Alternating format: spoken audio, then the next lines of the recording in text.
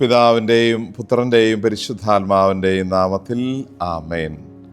മഹനീയമായ ശോഭയോടെ പാപത്തെയും മരണത്തെയും പരാജയപ്പെടുത്തി ഉയർത്തെഴുന്നേറ്റ ഈശോയുടെ വലിയ അനുഗ്രഹങ്ങൾ ഏവർക്കും ഉണ്ടാകട്ടെ എന്ന് പ്രാർത്ഥിച്ചുകൊണ്ട് ഉയർപ്പ് തിരുനാളിൻ്റെ മംഗളങ്ങൾ എൻ്റെ എല്ലാ ശ്രോതാക്കൾക്കും ഏറെ സ്നേഹത്തോടെ ആശംസിക്കുന്നു.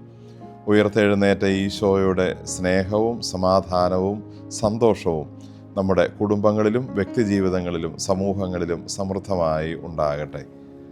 സ്നേഹമുള്ളവരെ, ഈ ലോകത്തിലെ ഏറ്റവും വലിയ അത്ഭുതമാണ് ഈശോയുടെ ഉയർപ്പ്. ദൂതൻ ഒരു കല്ലറയുടെ അടുത്ത് വന്ന് ആ കല്ലറ സന്ദർശിക്കാനെത്തിയ സ്ത്രീകളോട് പറയുന്നു, നിങ്ങൾ ഈശോയെ ഇവിടെ അടക്കി, ഇപ്പോൾ നിങ്ങൾ അവനെ കാണാൻ വന്നിരിക്കുന്നു, പക്ഷെ അവനിവിടെ ഇല്ല, താൻ അരുളി ചെയ്തതുപോലെ ഉയർത്തെഴുന്നേറ്റു. ഒരുപക്ഷെ ഈശോയുടെ കല്ലറ ലക്ഷ്യമാക്കി വന്ന ഭക്തസ്ത്രീകൾ ഈശോയുടെ മൃതശരീരത്തിൽ അവരുടെ യഹൂദ പതിവനുസരിച്ച് തൈലം പൂശാനും അല്ലെങ്കിൽ സുഗന്ധദ്രവ്യങ്ങൾ കൊണ്ട് ആവരണം ചെയ്യാനുമായി വന്നതാണ്. പക്ഷേ അവരുടെ എല്ലാ പ്രതീക്ഷകൾക്കും ചിന്തകൾക്കും അപ്പുറത്ത് ഈശോ അരുളി ചെയ്തിരുന്നതുപോലെ ഉയർത്തെഴുന്നേറ്റു എന്ന വലിയ സന്തോഷത്തിൻ്റെ വാർത്തയാണ് ഈ ഭക്തസ്ത്രീകൾക്ക് കേൾക്കാനായി സാധിച്ചത്. ഈശോയുടെ ജനനം ഒരു വലിയ സന്തോഷത്തിൻ്റെ വാർത്തയായിരുന്നു. അത് ഒരു ദൂതൻ ആട്ടിടയന്മാരോട് പറഞ്ഞു, വലിയ സന്തോഷത്തിൻ്റെ സദ്വാർത്ത ഞാൻ നിങ്ങളെ അറിയിക്കുന്നു, ഒരു ശിശു നിങ്ങൾക്കായി രക്ഷകൻ ജനിച്ചിരിക്കുന്നു. ഇപ്പോൾ ഇവിടെ ഈശോയുടെ പീഡാസഹന കുരിശുമരണങ്ങൾക്ക് ശേഷം ഇതാ മറ്റൊരു ദൂതൻ ആളുകളോട് പറയുന്നു, നിങ്ങൾക്ക് വീണ്ടും വലിയ സന്തോഷത്തിൻ്റെ വാർത്ത. ഇതാ ദൈവം അവനെ മണ്ണിലേക്ക് അല്ലെങ്കിൽ ആരും കാണാത്ത ഇടത്തേക്ക് ഒഴിവാക്കി കളയാൻ പറ്റുന്നില്ല. ഇതാ അവൻ ശോഭയോടുകൂടി ഉയർത്തെഴുന്നേറ്റിരിക്കുന്നു. എല്ലാ ലൗകിക ബന്ധനങ്ങളെയും അവൻ മറികടന്ന് ഉയർത്തെഴുന്നേറ്റിരിക്കുന്നു. സ്നേഹമുള്ളവരെ, ഈശോയുടെ ഉയർപ്പിന് നമ്മൾ വലിയ പ്രത്യേകതകൾ കാണുകയാണ്. ഈശോ ചെയ്ത ഏറ്റവും വലിയ അത്ഭുതമാണ് ഈശോയുടെ ഉയർപ്പ്. ഇപ്പോൾ ഈശോ പല അത്ഭുതങ്ങൾ പരസ്യജീവിതകാലത്ത് ചെയ്തിട്ടുണ്ട്. പക്ഷേ ഈശോയുടെ ഉയർപ്പാണ് ഏറ്റവും വലിയ അത്ഭുതമെന്ന് വിശ്വസിക്കപ്പെടുന്നു. ഈശോയുടെ ഉയർപ്പ് നമ്മുടെ മുഴുവൻ വിശ്വാസത്തിൻ്റെയും അടിസ്ഥാനമായി മാറിയ കാര്യമാണ്. ലോക ചരിത്രത്തിൽ ആദ്യമായിട്ടാണ് ഒരാൾ സ്വന്തം ശക്തിയിൽ ഉയർത്തു വരുന്നത്. ഈശോ മറ്റുള്ളവരെ ഉയർപ്പിച്ചിട്ടുണ്ട്. അയർലൻഡിൽ വിശുദ്ധ പാട്രിക്കിൻ്റെ മാധ്യസ്ഥത്താലും പ്രാർത്ഥനയാലും പല ആളുകൾ മരണശേഷം ഉയർത്തെഴുന്നേറ്റ് വന്നിട്ടുണ്ടെന്ന് പറയുന്നു. പക്ഷെ ഒരാൾ സ്വന്തം ശക്തിയാൽ ഉയർത്തെഴുന്നേറ്റത് അത് ഈശോ മാത്രമാണ്. കാരണം ഈശോയിലെ ദൈവിക ജീവൻ പ്രവർത്തിച്ചു. ദൈവത്തിൻ്റെ പ്രവൃത്തിയായി നമ്മൾ ഈശോയുടെ ഉയർപ്പിനെ കാണുകയാണ്. 3-ാം ദിവസം ഈശോയുടെ അരുൾ ചെയ്തിരുന്ന കാര്യമനുസരിച്ച് ഈശോ ഉയർത്തെഴുന്നേൽക്കുന്നു.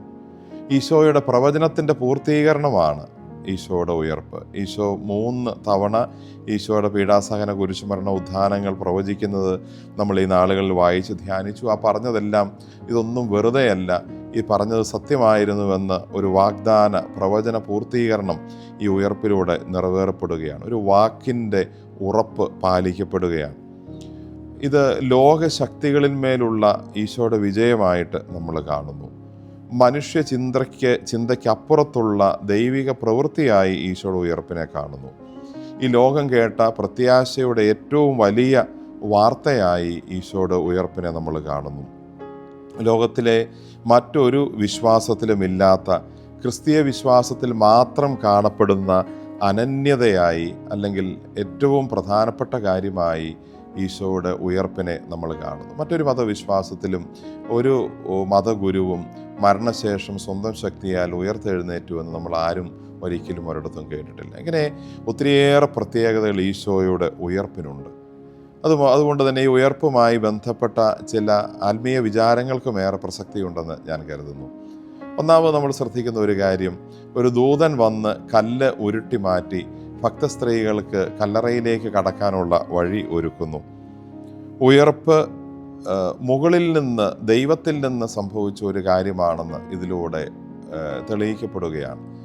ഒരു ദൂതൻ വന്ന് കല്ലുരുട്ടി മാറ്റി എന്നാണ് മത്തായി സുവിശേഷത്തിൽ പറയുന്നത്. മറ്റു സുവിശേഷങ്ങളിൽ അവർ കല്ലറയെ സമീപിച്ചപ്പോൾ കല്ലുരുട്ടി മാറ്റിയിരിക്കുന്നതായി കണ്ടു എന്ന് പറയുന്നു. ഇവിടെ ഒരു ദൂതൻ തന്നെ അത് ചെയ്തതായി പറയുന്നു. ദൈവിക സന്നിധിയിൽ നിന്ന് ദൈവ ആജ്ഞപ്രകാരം ഒരു ദൂതൻ ആ കല്ല് ഒരുപക്ഷെ ഉരുട്ടി മാറ്റിയിരിക്കാം.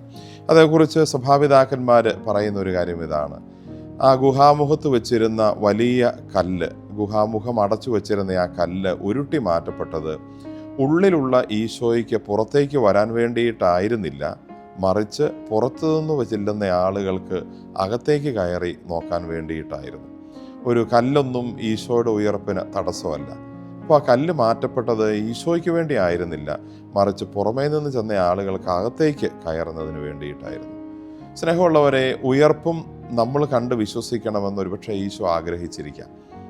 ഇവിടെ ഒരു കാര്യം വ്യക്തമാണ്: ഈശോ എന്ന ആ ദൈവപുത്രൻ, മനുഷ്യനായി അവതരിച്ച ക്രിസ്തു, ഈ ലോകത്തിലേക്ക് വന്നത് മനുഷ്യന് വേണ്ടിയാണ്, മനുഷ്യനായി അവതരിച്ചത് മനുഷ്യന് വേണ്ടിയാണ്, ഇവിടെ ജീവിച്ചത് മനുഷ്യന് വേണ്ടിയാണ്, പഠിപ്പിച്ചത് മനുഷ്യന് വേണ്ടിയാണ്, പീഡ സഹിച്ചത് മനുഷ്യന് വേണ്ടിയാണ്, കുരിശിൽ മരിച്ചത് മനുഷ്യന് വേണ്ടിയാണ്, അടക്കപ്പെട്ടത് മനുഷ്യന് വേണ്ടിയാണ്, ഇപ്പോൾ ഉയർപ്പിക്കപ്പെട്ടതും മനുഷ്യന് വേണ്ടി തന്നെയാണ് എന്നും അവനോടുകൂടി ആയിരിക്കാനാണ് എന്ന് സൂചിപ്പിക്കാൻ വേണ്ടി ഇതാ ഈ കല്ല് മനുഷ്യർക്ക് കയറി നോക്കി കാണാവുന്ന വിധം ഉരുട്ടി മാറ്റിയിരിക്കുന്നുവെന്ന് പറയുന്നു.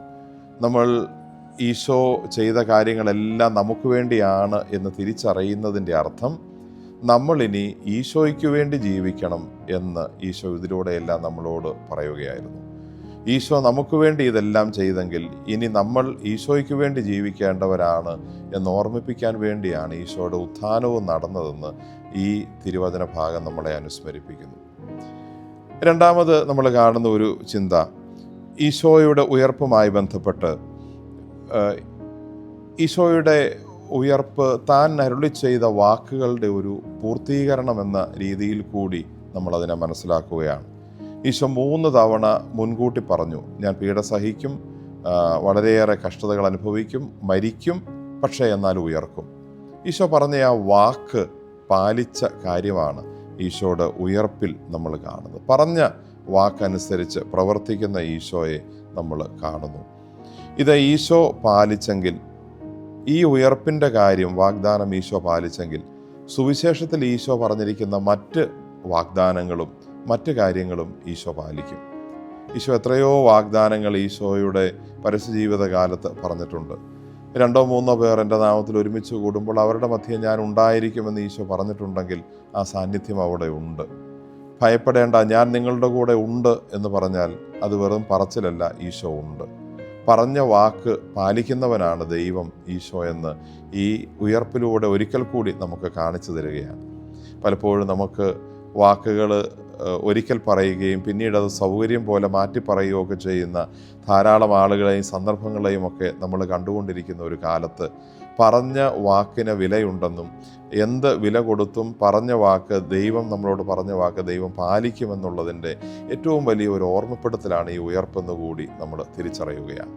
മൂന്നാമതൊരു വളരെ ശ്രദ്ധേയമായ കാര്യം, കല്ലറയ്ക്കലെത്തിയ സ്ത്രീകളോട് ദൂതൻ പറയുന്നു, അവനിവിടെ ഇല്ല, മറിച്ച് താൻ അരുളി ചെയ്തതുപോലെ ഉയർത്തെഴുന്നേറ്റു. ദൂതൻ സ്ത്രീകളോട് പറയുന്നത് അവൻ ഇല്ല എന്നല്ല, അവൻ ഇവിടെ ഇല്ല എന്നാണ്. കല്ലറയിലില്ല എന്ന് മാത്രമേ ഉള്ളൂ.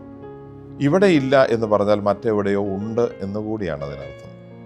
അതെ പ്രിയപ്പെട്ടവരെ, ഉയർത്തെഴുന്നേറ്റ ഈശോ ഇനി കല്ലറകളിലല്ല, മറിച്ച് ഈശോ ഇനി ഈശോയുടെ ഭൗതിക ശരീരമായ സഭയിലാണ് പ്രവർത്തിക്കുന്നത്.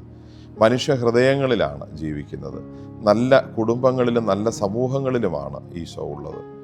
ഈശോ ഇല്ലാതാവുകയല്ല, മരണത്തോടും ഉയർപ്പോടും കൂടി ഈശോ നമുക്ക് കൂടുതൽ അനുഭവവേദ്യമാകുന്ന ദൈവസാന്നിധ്യമായി മാറുകയാണ് ചെയ്തത്. ഉയർത്തെഴുന്നേറ്റ ഈശോയുടെ ശരീരവും രക്തവുമാണ്, മഹത്വീകൃതമായ ശരീരവും രക്തവുമാണ് നമ്മൾ ഓരോ ദിവസവും വിശുദ്ധ കുർബാനയിൽ സ്വീകരിക്കുന്നത്. അതുകൊണ്ട് നമ്മളുടെ സഭയിലുള്ള ജീവിതത്തിൻ്റെയും കൂദാശകളുടെ പരികർമ്മത്തിൻ്റെയും പ്രത്യേകിച്ച് പരിശുദ്ധ കുർബാന അർപ്പണ, കുർബാന സ്വീകരണത്തിൻ്റെയും ഒക്കെ പ്രാധാന്യം കൂടുതൽ ആഴത്തിൽ മനസ്സിലാക്കാനും ഈശോയുടെ മഹത്വീകൃതമായ ഉത്ഥാനമുള്ള ആ ശരീരത്തെയാണ് ഓരോ ദിവസവും വിശുദ്ധ കുർബാനയിൽ സ്വീകരിക്കുന്നതെന്ന വലിയ ബോധ്യത്തോടുകൂടി അവൻ നമ്മുടെ ഇടയിൽ, നമ്മുടെ ഹൃദയത്തിൽ നമ്മുടെ ഒപ്പം വസിക്കുന്നുവെന്ന വലിയ സന്തോഷം കൂടിയാണ് ഈസ്റ്റർ എന്ന ഈ ഉയർപ്പ് നമ്മളിലേക്ക് കൊണ്ടുവരുന്നത്. ഇങ്ങനെ ഈശോയ്ക്ക് വേണ്ടി ജീവിക്കുന്ന, ഈശോയെപ്പോലെ വാക്കുപാലിക്കുന്ന, ഈശോയെ ഹൃദയത്തിൽ കൊണ്ടു നടക്കുന്ന ഉയർപ്പിൻ്റെ സാക്ഷികളായി ജീവിക്കാൻ നമുക്ക് ഓരോരുത്തർക്കും സാധിക്കട്ടെ എന്ന് ആശംസിക്കുന്നു. ഈ വലിയ തിരുനാളിൻ്റെ, ലോകത്തിലെ ഏറ്റവും വലിയ തിരുനാളായ ഉയർപ്പ് തിരുനാളിൻ്റെ മംഗളങ്ങൾ ഒരിക്കൽ കൂടി ഏവർക്കും സ്നേഹപൂർവ്വം ആശംസിക്കുന്നു. ഉയർത്തെഴുന്നേറ്റ ഈശോ നമ്മളെയും നമ്മുടെ കുടുംബങ്ങളെയും സമൂഹത്തെയും സമൃദ്ധമായി അനുഗ്രഹിക്കട്ടെ. ആമേൻ.